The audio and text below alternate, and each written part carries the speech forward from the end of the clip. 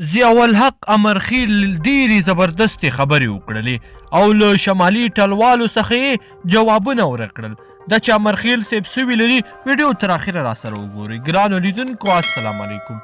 د ولسمشر غني ستر سلاکار او د ملي ثبات ټولنې مشر ضیاءالحق امرخیل تېره شپه د شمشاد ټلویزیون سره په یوې مرکه کې وویل ټاکنې مو ګټلې دي، هیڅ چاته باج نه ورکوو او هیڅ فشار ته نه تسلیمیږو.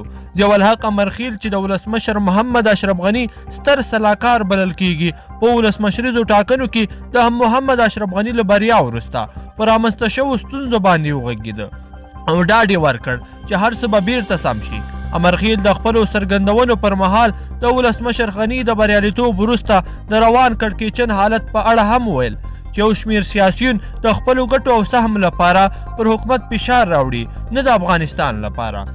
امرخیل د ډاکټر عبدالله وروستیو خپلسریو کړنو ته هم په اشارې سره وویل چې په ټاکنو کې له ماتې وروسته د یو شمېر ولایتونو لپاره د والیانو ګمارنه غیر قانوني ده او لا هم د بحران رامنځته کولو په هڅه کې دی.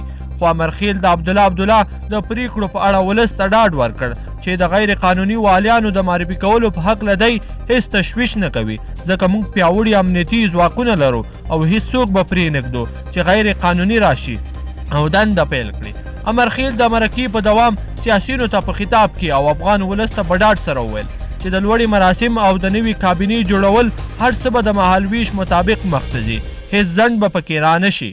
د ولسمشر سلاکار یو شمېر سیاسیون هم د نوم نه ښودلو په شرط یاد کړل او وی ویل چې یو شمېر افغان لوړپوړي چارواکي سیاسیون د ولسمشر غني سره د عقدې او کینې له کبله له لیونتوب تر حده رسېدلي دي.